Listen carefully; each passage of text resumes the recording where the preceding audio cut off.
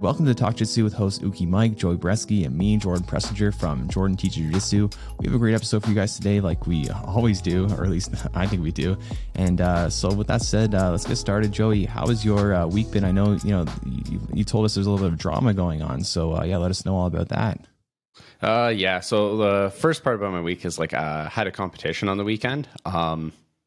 The team did really well. I was pretty proud of my athletes. I don't think we got as many gold medals as we were hoping for, but it's a good way to kind of segue into saying too, competition isn't always about gold medals. It's about the way you perform. And a lot of our guys lost in the finals or the semifinals, but they performed really well. They had really good games, and I was really impressed with that.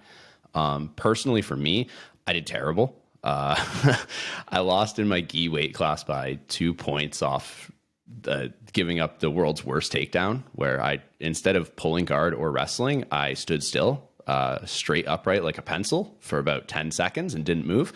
That's apparently a really bad strategy. Gave up 2 points, just went for submissions the whole match, swept him with 30 seconds left, but he had a really loose wrapped guillotine around my head, so I didn't get any points for the sweep and then lose 2-0. Then I tried to do the absolute division for the gi, and it went even worse. I shot on a guy's leg, and he basically went for a Peruvian necktie, but the way we rolled and ended up, it jammed my chin into my chest as a neck crank so hard that it bruised my sternum. And wow. I was this isn't choking me at all, but I was feeling the vertebrae in my neck popping. I was I got to get out of here. So I tried to do my no-gi division, and just I turned at one point to move away from a leg lock, and it felt like fire up my back, and I was okay, so something's wrong with my neck. I'm just not going to do this anymore. And I was yeah, I'm done. And yeah, now really weirdly enough, my left hand has no grip. Well, that's not good. Do you think you have a spinal injury or something? So I think it's a pinched nerve or something, but it's really weird. My right arm, I curl 40 pounds with, and my left arm now is curling 15. Wow. Is really weird. So I don't know what's going on with that, but I'm sure it'll straighten itself out eventually. Scary, just though, for sure. Yeah. A lesson for people out there: when your neck is getting cranked, just tap, man. It is not worth it. Be very careful with your spine. Yeah, and likewise, rolling with people, take care of their necks, because maybe a little off topic, but I posted on YouTube about overstacking, which is stacking except for you're putting pressure on their neck, and people don't understand that or realize that that's dangerous. So many most people agreed, but there's so many people saying they're just making the sport watered down by giving this advice or whatever. It's no, how about we save people's necks? Because I don't hurt people's necks when I grapple with them. I do normal stacks. I don't overstack people, right? So if I can, why can't other people do it? So it can be really annoying trying to advocate for safety and people not really understand, because it's if you're a competitor, yeah, it's you can neck crank all you want, whatever, right? Because if I'm going for darts in the gym, I want it to be a choke. I don't want it to be a neck crank that. I don't want it at all to be a neck crank. If in a tournament, I don't really care if it's a neck crank. It's whatever. I need the tap, but because it's on that person to tap, right? They got to take care of themselves. But in the gym, we can take care of each other. So yeah, that's one thing that's been not bothering me lately, but just kind of mind boggling. It's guys, don't we all want to roll safe? I don't know, but yeah, sorry, keep going on, Joey. No, I think that's actually a good point. I find it interesting when people are oh, you're watering down the sport by removing things like hard overstacking and stuff. And that's how, it used to be back in the day. I don't know if you realize all the old black belts from back in the day have really bad disc issues now. It's not a coincidence, man. All of them, all my friends that trained have been training for decades, before me, all of them can barely train at all now because they're so messed up, specifically their neck and their back. So man, people don't want to listen to their elders, because I didn't want to either, right? Because I feel like an elder being a black belt for so long, even though I'm still young, but I still consider myself an elder within jiu-jitsu, because I feel like the people that are newer, have that don't listen to their elders type of mindset, and have the mindset a lot of people don't want to listen to, which is be safe, which is really strange to me, because I train hard, if I'm getting ready for a tournament or fight or whatever, it's no nonsense. I'm training hard, and I think a lot of people criticizing my other advice, they're not going to train as hard as me, and they're not going to do what it takes like I am. It's they don't understand the context. So yeah, that just really frustrates me. Sorry, keep going on, Joey. No, actually, I got a question for you. It's a really interesting side note. I know we're getting a little off topic, but do you ever find it weird being like a relatively young guy who's a black belt and you have people who are like, you know, like 10, 15 years older than you who say things like, you know, I look up to you or something. And you're like, man, that's really awkward to me. Like it's, I guess not awkward, but it just feels weird, you know? Yeah, just in general, I find it hard I find it hard to take compliments and anything like that, you know, even though I love compliments, you know, but I find it like, I don't know, I just not good at it. Like it makes me feel weird, even though I enjoy it. So yeah, I know what you mean. And it's like so many, you know, so many people that like I've came up with, I've been like so, you know, or not came up with, like they were there before me, have been so respectful now, and like to me now they see what I accomplish and what I'm all about. But back in the day when I was one of those like younger and dumber of grapplers, not wanting to listen to their advice and wanting to do things I think I know best, right? So, you know, I think it's really cool I made that transformation, and now I'm trying to advocate for other people to not make the same mistakes I made, which is like, you know, there's so many mistakes that younger practitioners or newer practitioners make, like training every day, and training hard every day. I saw like a post from Tom DeBlast. He was saying that one of the biggest mistakes he made was training hard every day. And that is one of the biggest mistakes you can make, is like training hard every single day, because it's going to be very hard on your body. And yeah, like, you know, while it's happening, it's like, I'll be fine, you know, in 10 years, not a big deal, but you know, you're not going to be fine. You know, like look at my neck. You can't see it now, but I mentioned in one of the videos, like my head doesn't sit right on my neck. And I probably that's from jiu-jitsu. I don't know. Maybe it's just always been like that. But I assume it's from being dumb and letting people stack me more than they should, overstack me, and just, you know, being reckless with my own body. So yeah, people need to listen to people that have been there and done that.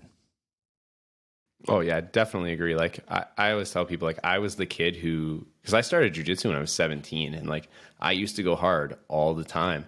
And I know, like for those young listeners out there right now, like, oh no, I go hard all the time and I'm fine. Like if you're 22 and going hard all the time and you think you're fine, you're not going to be fine at 30. It stops being okay. It feels fine now, but once you start getting older, like it catches up with you, man. So like, do that recovery, do that rest, go easy now, even though you feel like you don't have to. Trust me, when you're older, you will definitely appreciate it. Like, you know, people always say like, oh, you're 30, you're still young. I'm like, yeah, but I'm a jiu-jitsu 30. Like my body, it feels way worse than 30, man. Well, specifically you, I don't mean this in a bad way, but I think you did neglect your body quite a bit in the beginnings. Like, you know, like you've let submissions go a little further than you should in tournaments. You know, I've done the same thing, but I think that it happened to you quite a bit more, and just maybe your body is more injury prone. So, yeah, I think that unfortunately you don't have like a 30-year-old classic body. It's definitely a little more weathered than most 30-year-olds. So yeah, I definitely see where you're coming from. But yeah, I want to go back to the tournament just because, you know, well, for one thing, I think I like what you said about it's about having a good performance, you know, rather than the gold medals, because we did a tournament. It was what tournament was it again? It was Grappling Industries. Yeah, it was their first one of the year. A lot of people's first tournaments, and everyone did so good. I was really proud of everyone. But like, you know, a lot of people only got silver or bronze or whatever, but which might sound like, I don't know, I don't want to say bad. Like, it doesn't sound bad at all to me, but it might sound, you know, not great as much as like a gold is, but it was still, they did amazing, because all of them, they won every single fight in the group stage. And then it was in the finals and semifinals that they, you know, took some losses, but some of them won too. But like, you know, it just like blew my mind. It's like, holy crap, they're win after win after win. Like, we're just killing it today. But maybe the results might not quite reflect how many wins they have, right? Because Grappling Industries, you do have so many matches where like single elimination, you might have like one match and lose it and you got a bronze medal, like a default bronze medal, right? So sometimes like that kind of stuff makes bronze not always like appear as like not lucrative, I don't know, prestigious. But you know, if you had a hard division, or you know, if you beat a lot of people, bronze is great. But also like, but you mentioned there's some drama happening. Like, well, what happened there? Just getting hurt? Is that what you mean?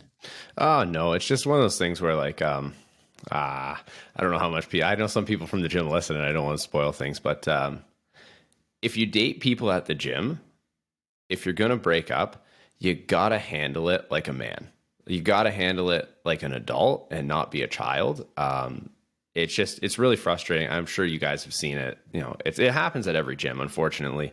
Like I guess maybe like a testosterone filled environment just kind of breeds this stuff. But if you're going to date people from the gym, you have to be aware that there's a good chance things don't work out. And if they don't, you can't handle it like a petulant child. Like you can't be a baby. You can't complain. You can't be weird with the other person. Like it causes drama. It gets awkward. And then when people gossip about stuff to each other, like, just be adults, guys.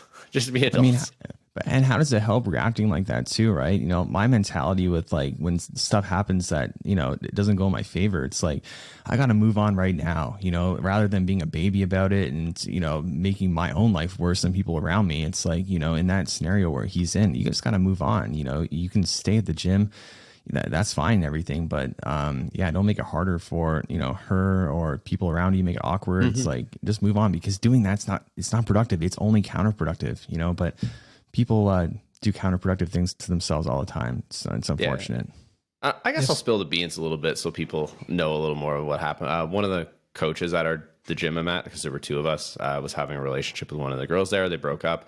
He decided he couldn't be at the gym anymore and had to leave, which is okay. Now there was some, you know how it gets with breakups. Before he decided to leave, things got weird, but he decided to leave about a week ago. And then at this tournament on the kids' day, which was the Sunday, for some reason, he decided to be there. No idea why. You're not a coach of the team anymore. And I'm trying to coach the kids, and he's yelling over top of me. And I'm trying to be like, hey, man, like, you don't work here anymore. Like, I'm trying to coach these kids. Like, can you stop yelling? And there was 2 matches in particular that it directly cost our kids a match, because they were like, I don't know who to listen to. And like, I've only been there for 3 months. I've got a good relationship with a lot of the kids, but he was there for years before me. So when the 2 voices are listening, the kids, like when they're 6, they don't know who the heck to listen to. They don't understand the situation. You know, I've got one guy who's playing, one of my kids pulled guard, the other kid's trying to pass. It's even, there's like a minute left. Like, I'm a referee. I'm sure you as a coach too know, Jordan, like when you're in a situation, you're like, my guy's not going to win this ref's decision. Like, he's just been playing guard. The other guy's like, maybe he's not coming close to passing, but he's really trying to pass. So you're like, I know who the ref's going to pick here. And I'm trying to tell him like, hey, we got to take a chance, like grab an ankle when the kid stands. Even if you don't get a sweep, we got to do something that looks like we're trying to win. And our now ex-coach is standing beside me yelling louder than me, because I'm a pretty quiet guy, and he's just screaming, just hold the collar and sleeve, just hold the collar and sleeve in control. And I'm like, oh my God, man, like, what do you, like, stop. And it just caused drama, because I didn't want to start anything at the tournament. But it's frustrating as a coach when you're like, just let me do my job. And like, if you didn't want to be here and you couldn't be around the situation, you got to act like an adult, man. Don't come here and think this is okay and do this, because it's just really frustrating. Well, especially when it's at the expense of kids, right? It's like if you're affecting their enjoyment, their performance, and their ability to be coached, I mean, I think you should self-reflect a little bit. But yeah, I don't know the guy, so I can't comment too much. But yeah, it's definitely unfortunate, because just being in these type of situations, it's just so frustrating. You know, it's like I don't want this kind of stuff in my life. I'm sure you don't either. We just want to live a drama-free life. So it's just annoying when drama finds you, you know? So yeah, it sucks that you had to go through that. Support for Talk-Jitsu is brought to you by Manscaped, who's the best in men's below-the-waist grooming. Their products are precision-engineered tools for your family jewels. Manscaped Performance Package is the ultimate men's hygiene bundle. Join over 7 million men worldwide who trust Manscaped with this exclusive offer for you. 20% off and free worldwide shipping with the code JTJ at manscaped.com. If my math is correct, that's about 14 million balls. So what's your experience been with Manscaped? Well, I've used probably a half a dozen different name brand products before, and they're terrible. I've cut myself every time, and these are very expensive, very well named brand products. And with Manscaped, I've never cut myself. Exactly. And you know what I like the most about the Manscaped razor is it has a flashlight on it. And you think that's the best. It's amazing. You think that, it's just this like, feature or whatever, but actually it's kind of like, when you experience a light on your razor, it makes you wonder why no other ones have that too, because this is a game changer. You can just see everything so much easier, you know, even if you don't have the perfect lighting. So that was my favorite aspect of it. I was actually shocked how much better it made too, because I was, you know, doing my neckline and everything. I was like, oh, I can actually see where the line should be, right? Because there's a light. It's so simple and so smart. So I really like that from Manscaped. 100%. I thought, is this a gimmick? And then I tried it. I was like, no, this is the way. This is the only razor I've ever had that has a light on it, and it really lights the way to shaving your balls. It does. It makes all the difference. I think a lot of other brands are maybe more towards like your hair or just your beard or something, right? But this is like the full package. So guys, JTJ at checkout, let's go. So Mike, there is something new with you, and I'd love for you to share it with our audience. 4 years, roughly 4 years ago, not today, but about a week ago, I quit drugs, actually, pills to be specific. And it was amazing, Mike. Thank you. I overdosed about 4 years ago, almost died, and Narcan brought me back. And then I decided it was time to change my life. And then I met you guys and started doing jiu-jitsu. But yeah, it's been 4 years, and I'd be lying to you if I told you it was easy. It was the hardest thing I've ever done in my life. And every day is a struggle. Some days is harder than others, especially the last little while, and definitely during the pandemic. I definitely picked up my phone and looked for certain phone numbers that I should have deleted. And thankfully, I didn't do that. You know, I have a good support system around me, my family at home and my family at the gym, basically. Yeah, you know, I'd message you, or I'd message your Nikki, and everybody is just great support, and it helped me out a lot. And like I said, people shit on me when I say jiu-jitsu saved my life. I get shit on the comments for that sometimes, because they think it's, I don't know, overplayed or whatever, but it's actually true in my case. It's 100% true. Yeah, I would just not care at all what people think. People I give zero fucks. Yeah, people have the crab in the bucket mentality, where it's like someone else is doing well, or, you know, jiu-jitsu is doing great for them. It's like you got to, for some reason, try to pull them down, right? It's like we should all just support each other. But yeah, that's amazing, Mike. And but if you don't mind sharing, what kind of pills were you into? Started off, it was codeine. Just I had a back injury, like say just like Joey has a back injury, back and neck injury. Went into the doctor, they gave me codeine, and then that wasn't strong enough, so they gave me morphine. That wasn't strong enough, so they gave me OxyContin. That wasn't strong enough, so they gave me Dilaudid, which is basically what they give cancer patients, like stage 4 cancer patients. And anybody that knows anything about that drug, I was taking 60 milligrams a day, which is a ridiculous amount. That's like if you're on death's door. And if you were to take that right now, you would overdose and die. Wow. Most likely. But yeah, I was doing that. And on top of that, I was running out early, 2 weeks of the month. So I'd have to go to an outside source. And that's how I ran into these fake pills that were laced with fentanyl or carfentanil, I think it's called, and had an overdose. Wow. So when you overdosed and you got Narcan, is that Narcan? Yeah. I'm so bad at pronouncing like anything, but yeah. I've overdosed 3 times. The first and second time, I just managed to lay on my side and vomit and pass out and not choke on it. And the last time, I wasn't waking up. Somebody had to hit me with Narcan. Like you had it nearby, or yeah, I was a smart drug addict, if that's possible, where you keep a Narcan kit at home. Yeah, that's smart. Yeah, I'm not going to go into details of who and how, but it saved me. Yeah. Oh, that's great, man, for sure. And like, I think that is such a risk when people get hurt and they get prescribed painkillers, because, you know, some people have super addictive personalities, and myself included. I have a super addictive personality. Me too. Yeah, where I do not want to touch pills because I know how much I'd enjoy them, and it'd be hard for me to stop. So that's like, I hope I never get hurt and be put in that situation, because damn, I wish I didn't think the way I did. But it's good to see you doing great. And you credit jiu-jitsu for that. You started jiu-jitsu basically right after? About 2 weeks after I quit. So I was sober for 2 weeks when I started, because I was starting to get antsy and I need something to fill that gap. And a guy that doesn't go to Limitless anymore called me up and he said, "Hey man, why don't you try out a class?" So I tried a kickboxing class first. I was like, "No, I want to do jiu-jitsu." And then the rest is history. Here I am almost 4 years later, and a better man because of it. Yeah, I remember when you started, you seemed really gung-ho about starting. I wasn't sure if you were going to stick with it or not, you know, because sometimes when people, they are so gung-ho, they kind of fall off or whatever. And you're messaging me a lot, and I don't mean that in a bad way. Yeah, it's like, you're interested in jiu-jitsu and want to, learn more or whatever. But one problem with me, and this is a fault of mine big time, I'm very bad at getting back to people. Like I take forever. I ghost people, not on purpose, just because like, I just get like, a lot of people do this where they need to be in the right frame of mind to, to talk to people almost. So it's like, I always feel like I need to wait till like I'm feeling good to like respond to someone, and then I end up forgetting about it. So if anyone ever, thinks that I ignored them or ghosted them, it wasn't on purpose. Probably I just forgot about it, and then just forgot about it. So I apologize to everyone I haven't gotten back to. So I apologize to you too, Mike. So it might have been off-putting, be like, fuck, this guy, I wanted jiu-jitsu. Maybe this guy doesn't have the time of day for me. What did you think, when you were messaging me, getting to know me? Well, no, at first, you return most of my messages quite frequently. Like there was never, I don't remember a time thinking, oh man, this guy doesn't like me, or he's not getting back to me. I must be weird or something. I don't ever remember that. You were always nice and very accommodating.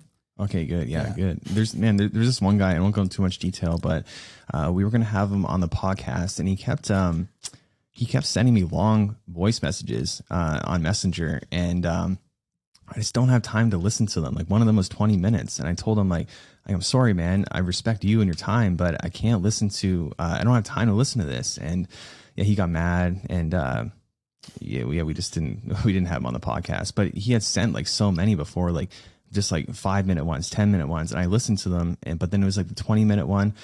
I'm like, we can just talk on the podcast. I'm very busy right now. And plus, like, the problem is too, I'm so busy right now, and I wish I wasn't. My freaking, my van has been in the shop for over a month because the transmission is blown, and they keep trying to fix it, and they keep not being able to. And so we've had one car, and Nikki can't drive a standard. So I wish I had an automatic right now. I drive a standard.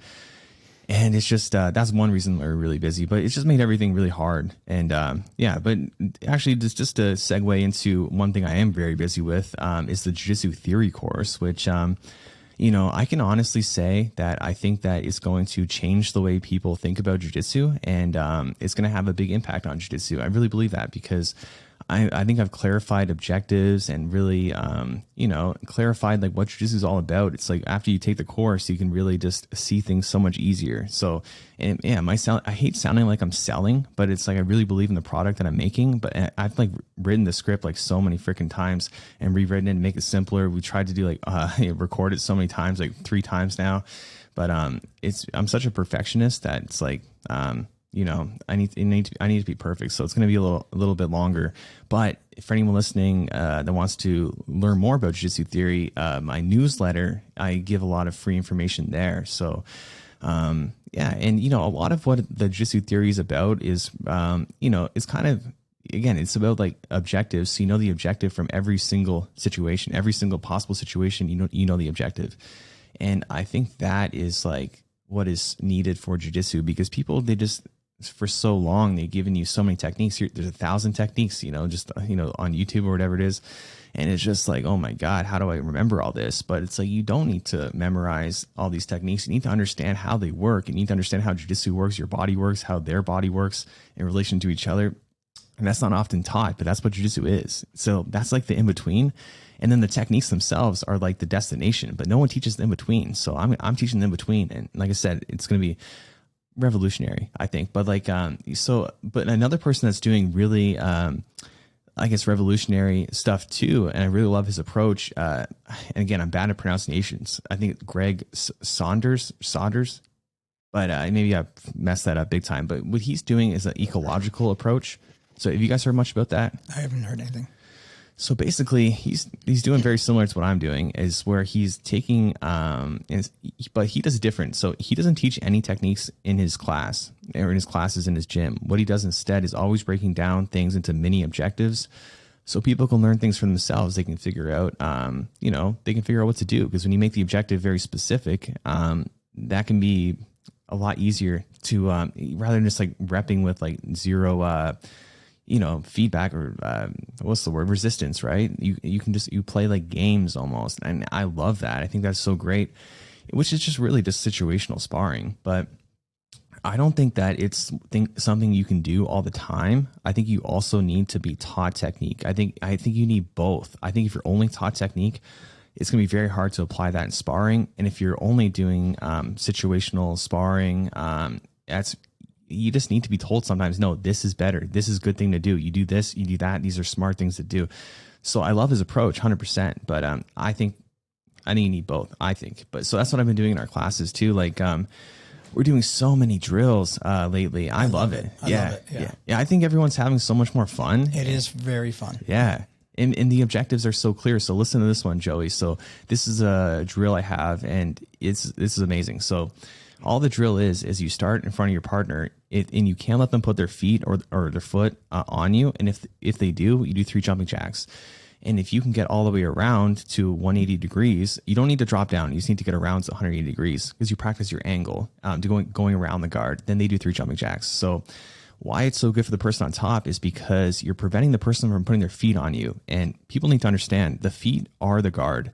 The guard is just grips that you take with your feet, 100%. So every guard is like that. So if you just prevent people from even getting a guard, it's so much easier to pass the guard, right? They don't really understand. They just let people put their feet on them all the time. So again, this is very Jiu-Jitsu theory, and it'll be so much easier to understand when I really teach it in the course. But like, that drill has been like game changing. When I roll people now, after only one class of doing it, their passing was already better because they realized, I need to keep their feet off me, and like they were doing so much more angles and everything. It was amazing. So what we do now is like 15 minutes of drilling like that, like where it's like the ecological approach, very specific games, very specific like objectives. And then we do like 15 minutes of technique. And then we do like usually a little bit more drilling, using what we did, what you learned in the technique, right? So that's my class structure now, and I really enjoy it. I find it way more fun for me, and I just see everyone progressing so much, especially the kids. No, but both the adults too. But like the kids is more noticeable because a lot of them do have a hard time passing. But now that they're like, oh yeah, they don't let them put their feet on me, and they're doing so much better. So I think that's maybe something you can implement in your classes, Joey. I don't have a name for it, but we should probably think of a name. But yeah. What do you think of that one? No, I really like that game. And I think it's interesting you brought up Greg because a lot of people in the Discord, so shout out to the Jordan, I think it's Talk-Jitsu Discord now. Did we change the name? All right. Okay. Shout out to the Discord. There's been a lot of discussion about him, and I've talked to a few people that I know who are like well educated on education. I know that sounds weird, but people who have like PhDs on education, not necessarily like teachers themselves, but people who teach people how to be teachers. And from the conversations that I've had with these people, it seems like the ecological approach, not just for jiu-jitsu, but for like education and kids in like school, is the cutting edge of how to teach people. There's so many studies that are showing it's a much more efficient way to teach people than just throwing information at them and hoping they remember it. You're basically giving people a goal and telling them to figure out how to get there on their own. And you can help guide them. Like you said, I don't think it can be done with zero technique. Because then you're just going to end up reinventing the wheel for every student, and it's going to take longer. I can show you how to like make things a little better. Like if I'm going to teach a knee slide, I don't need you to figure out every detail of knee slide, figure out the general idea of what you're doing. And then I can say, oh, maybe we want to add that underhook because if we don't have it, they're going to come out to the back. I don't need you to figure that out on your own, but just giving people games like, I know there's one person in the Discord who I talk with a lot. I consider him a really good friend. He teaches some classes at his gym. They're doing something they call an onboarding program for new students. I hope you're okay with me talking about this. I know you listen to the podcast. I don't want to spoil anything for him, but I don't want to give away his secret techniques. But basically what their onboarding program is for students, he just gives them games like instead of teaching people how to pass guard, it's I just want you to connect your chest to the other person's chest. I don't really care how you do it. Just do it. And it's amazing. He'll send me videos of these people on like their first day, or like games like you have to keep your feet in front of your opponents, and their partner will walk to the side and they'll do like a high step regard, having never been taught a technique. And you're like, it's actually amazing what people can do when you just give them a goal and tell them to figure it out. People are smart. Like people figure things out really well. So like when you were saying that drill where you're just trying to not let people's feet touch you, you're not telling them how not to do it. You're just letting them figure out what works and what doesn't. It's a really clever way to teach people without having to teach people. Yeah, especially when it's like, I think jiu-jitsu is so much about the guard passing and the guard retention. I think that's where like 90% of the battle is in. So like I specifically love this drill because it's so good for both people. Like when you're on the bottom and they're not letting you put their feet on them, get a guard, if it's like so frustrating. It's like I just want to grip you and like have you stop like doing all this stuff to me. And yeah, it's like, because actually, and I also taught too, we did that drill, and then we did it like a variation of the drill where it's like, now we're going to start where they have grips on you. So we started with De La Hiva, and it was like, now the goal is to get their grips off of you, so their hands and their feet, and then end up in the same position we were in the beginning, just controlling their shins, I guess, right? And then if you do that, you win. So because people don't realize that in jiu-jitsu you can only go forward or you can go back. So that's the only possible options, right? So people always want to go forward only so often, where they don't realize that they can go back too. So you can back out of the guard and then reapproach it with working towards getting better grips, right? Because someone's De La Hiva guard, that's bad grips for you, good grips for them. That's why it's a guard, because you don't want to be there. So if you can, instead of thinking, I got to learn all these De La Hiva passes, it's like, well, how about you just drill, play, and you play getting people's grips off you so you get out of De La Hiva. And you've also been working on going around the guard or working on going through the guard, which should be like, knee slides and stuff like that. Because another good drill, or not drill, but like one thing I've been talking about a lot in my videos, in the theory course, and in class, is that like headquarters, why is it not a guard for the person on the bottom? Why is it not headquarters guard?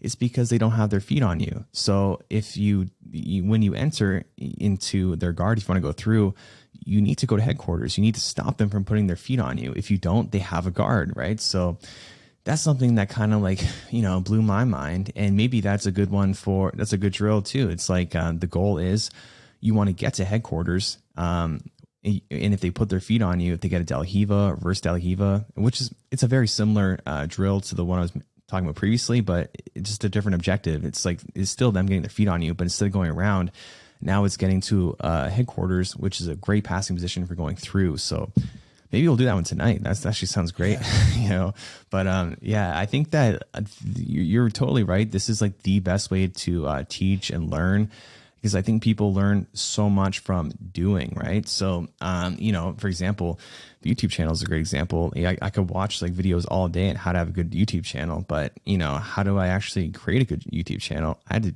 do it. I had to just go ahead and figure it out. And it wasn't great to start, is all right. But, it took time to improve. And, but again, if I only just listened to how to do it and didn't try to figure it out, I wouldn't be I wouldn't be where I'm at now. So I really love where that's going.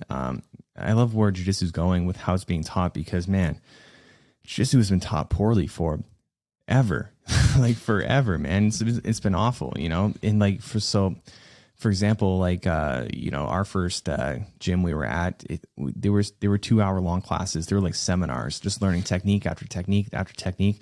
But I shouldn't even say learning technique. It was more like listening to it, because you just cannot process all that. Where it's like, imagine if we spent 2 hours doing like situational sparring, drilling like that, and doing these mini objectives.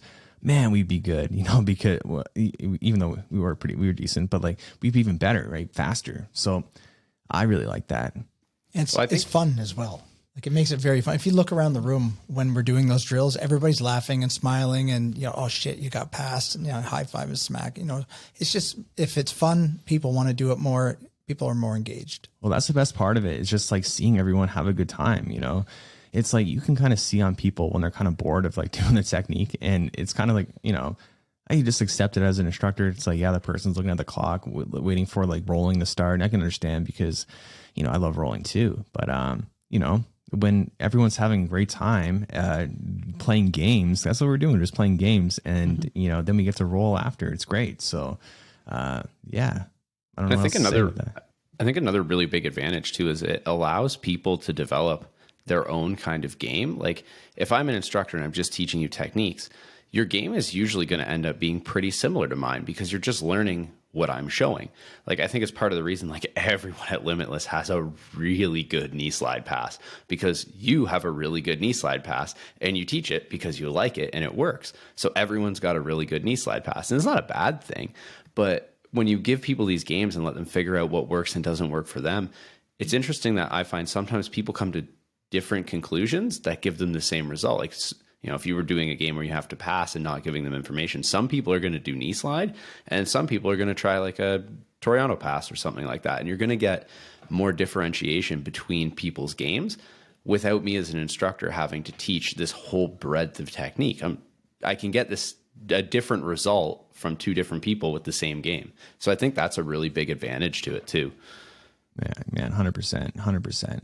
I really love, you know, the progress I've been making at the gym in general. Like, the classes themselves are more fun for me lately, more fun for everyone else. And then we just rented the front unit. So, like, we rented additional space, and that's where we're going to put the podcast. So we have a room in there, and I'm really excited for that, because that means I can train like on Fridays, or whenever we do it. I can train in the morning, take a shower, because we also got a shower there. Now we just installed it, and then, you know, get to do the podcast. So I'm excited to be at the gym more, because right now we don't have a shower there. Well, we just put it in before we didn't have it. It was very hard to go there and come back and all this stuff. So now I can just be there, and yeah, I'm super excited for that. One thing I want to do is I want to get an ice bath for everyone to use, not like together at the same time or anything, but you know, you can buy like a barrel, like an insulated barrel that holds water, and then you just take the water out every time, because it'd be gross otherwise, right?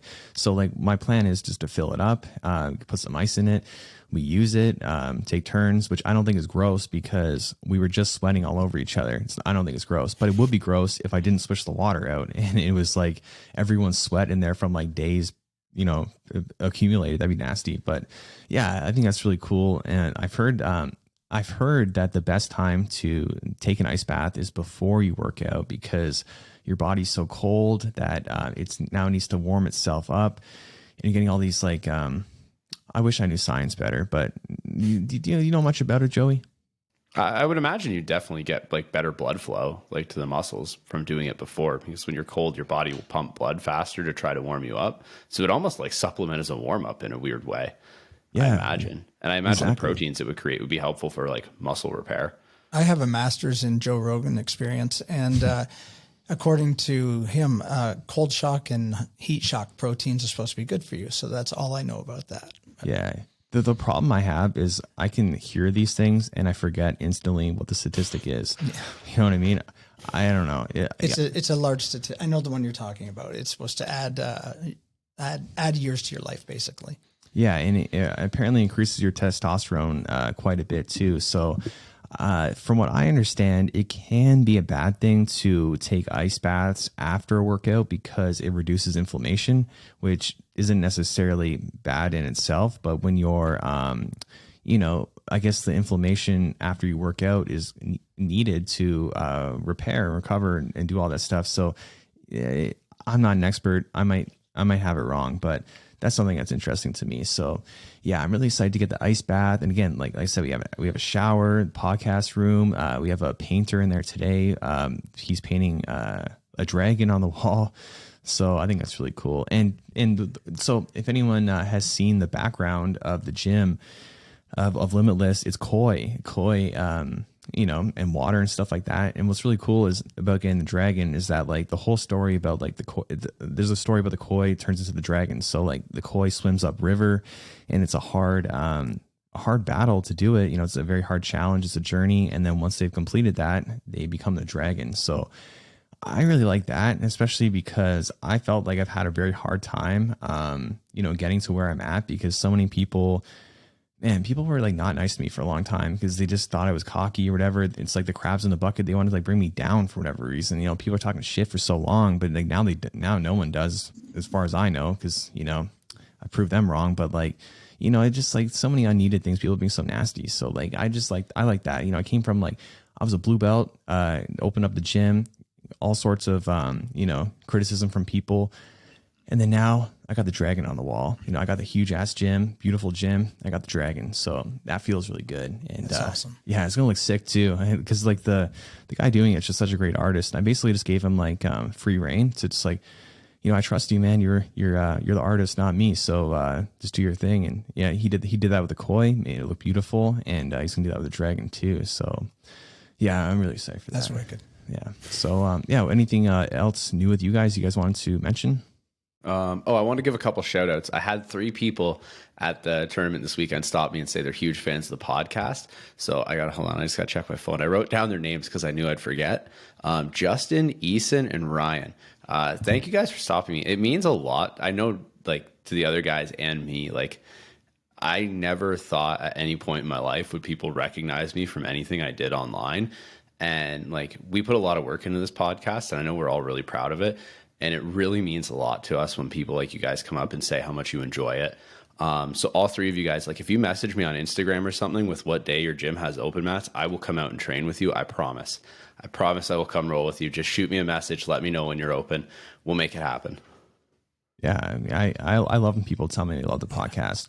There was actually someone was telling me so I was at the tournament grappling the streets. So many people came up to me and told me they love the channel and love the podcast. I really love when they tell me they love the podcast because I feel like I don't know. I feel like that's even more of a deeper connection. Like they kind of like know you way more than just the channel, or know you way more than they would have otherwise. And it's pretty cool. So, but yeah, I'm such like I can be so like dumb sometimes. Someone, they came up to me, they said they listened to the podcast, they even asked a question once. And I remember the question they asked. And then like a second later, I didn't know what to say. So I'm like, so you listen to the podcast? And I'm like, yeah. And he's like, yeah, I just said that basically. I'm like, God damn it. I'm gonna be so awkward, you know?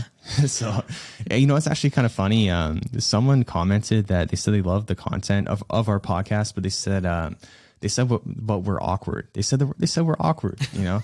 But I think one thing that's makes it harder is like I think it does make it a little bit harder being remote and having that little bit of delay.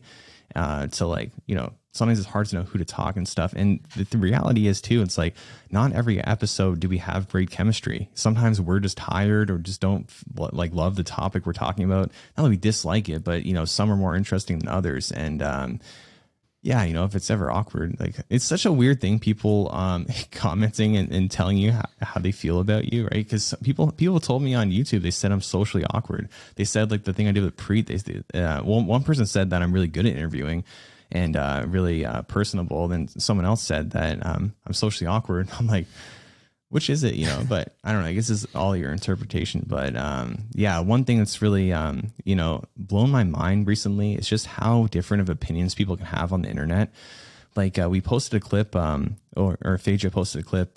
He kind of like manages the podcast a little bit, and he posted a clip of us talking about would a 99% of could a blue belt be 99% of people? So he posted that as a clip, and that like took off in the algorithm. It has like 20,000 views or something like that. Oh, shit. But like, because it's not our audience, it's more like just whoever. You kind of get like, you know, a lot of people that kind of disagree with things we're saying and whatever. And, you know, but the things that they're saying, it's just like blows my mind. It's like, you really think that? That's what I'm thinking to them. Like, that's what I'm thinking. Like, you think that right now? Like, because yeah, people have such strange opinions on that, you know? And yeah, you should read the comment section on that. It's like pretty interesting, like, almost like an analysis on like psychology of the way people, the way they interact and think about and interpret things. And yeah, most people agreed with us, but there's some like weirdos out there that, you know, some strange people out there for sure. I'm awkward in general. So if somebody says I'm awkward on the podcast, that's just par for the course for me. It really doesn't bother me at all. I take everything with a grain of salt. I get a lot of people messaging me and they're really nice messages. And I really appreciate the people that do, because it means a lot. And even the criticism, hey, maybe I'll learn something. Who knows, right? Like, I'm not above criticism either. Yeah, I think we just give each other turns to talk, and then maybe sometimes there's like silences. I don't know. I think we're doing a great job overall. Yeah. But yeah, sorry. What else can we talk about? I got something that keeps popping up in my Instagram is, did you hear that Demi Lovato got her purple belt, and people are fucking losing their minds over it because she's only got it through private lessons, never rolled anybody. That's what everybody says. And they think it's just a a fake belt. And I saw her post and it said long overdue. And I know I would never post that I got a belt that was long overdue. That seems kind of arrogant to me. Yeah, I mean, yeah, that does seem like that's a weird thing to say about yourself, right? That's a good point, Mike. Yeah. You know, you can say it about other people long overdue, but exactly. You can think it about yourself. I don't know if you should say it. I even thought that in my head. You can think it, but shit, saying that online, that's bold. Yeah, or if anything, to just show her confidence, and maybe that's maybe it's not a bad thing too. I don't know, but like my opinion on that is like I do not care about Demi Lovato or anyone what they do if they get a purple belt. It does not matter to me. It does not affect my life whatsoever. It does not water down jiu-jitsu.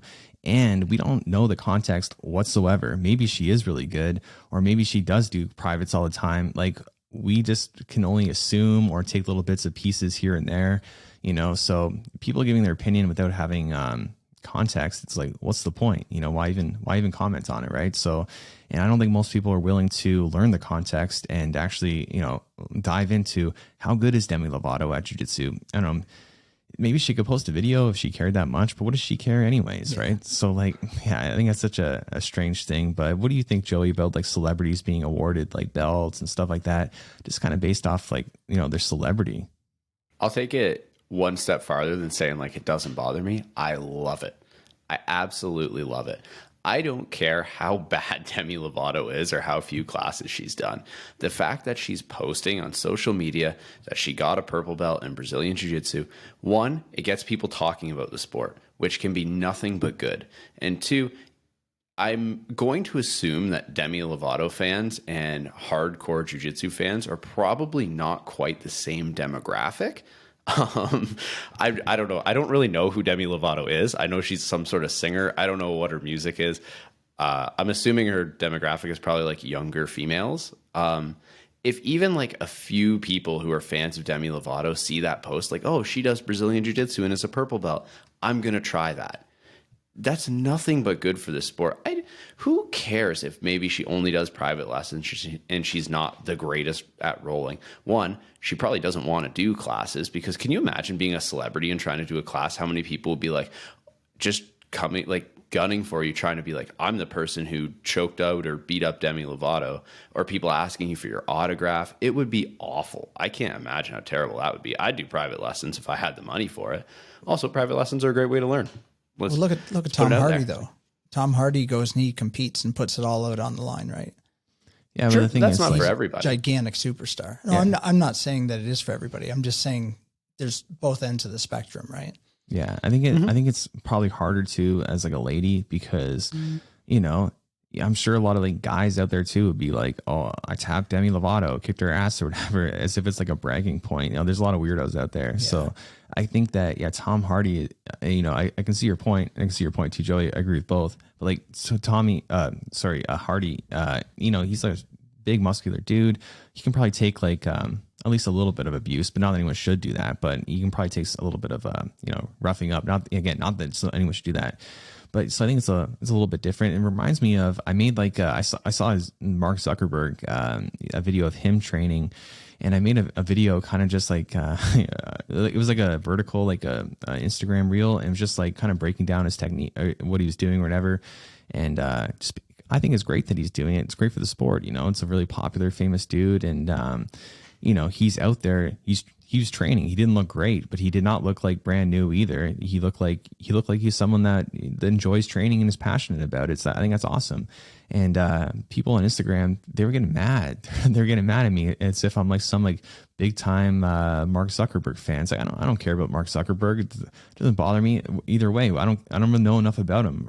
But like people are like, they're getting mad because this and that, whatever. It's like, guys, you guys are on Instagram right now. It's owned by Mark Zuckerberg, and you're complaining to me, like you're communicating with me right now through Instagram. So it is insane the amount of weirdos and weird opinions that there are out there. And yeah, being on the internet the way I am, and you guys are now too, you really just see it. You really just see it firsthand, and it's kind of alarming.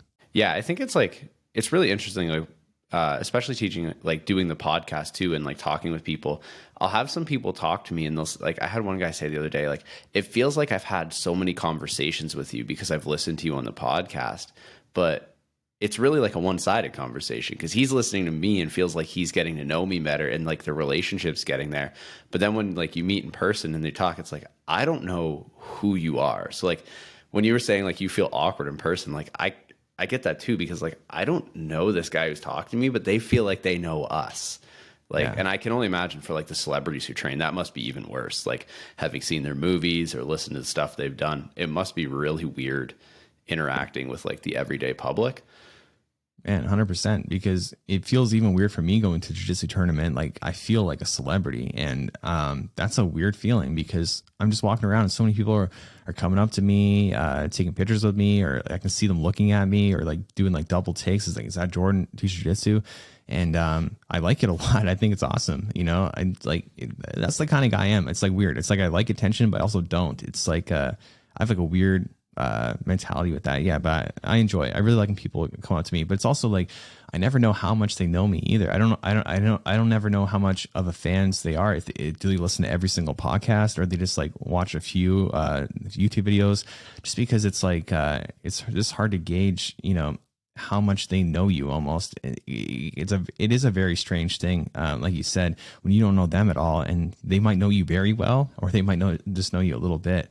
But yeah, it's definitely a cool thing, and you know, I want to keep going. Like I've talked about it before, you know, like I just want to keep going forward. You know, like that's what I always want to do. I always want to reach the next level. So you know, after probably I want to use jiu-jitsu and the channel and everything to reach the next level. And I don't even know what that is 100%, but you know, maybe it'll be prime minister, maybe not. But I want to just I want to do great things in my life. You know, like I just love doing things, and yeah, that's what I like. So it's awesome to always have a goal and attain it, something to strive for all the time. That's what life's about. Yeah, but it's good and bad, because the reason why I have it is because, like I've talked about it before, I'm pretty sure I got ADHD, and which basically means you're always like craving like dopamine. You're always searching for dopamine, and you know, the way you get dopamine is by like doing things that are that are cool, right? Reward. Yeah, exactly. So it's like the problem is it's that, you know, it'd be nice just to have lots of dopamine without having to do crazy things, like, you know, all the stuff I want to do. There is that. I had that, and I did that for about 12 years, and now I'm sober.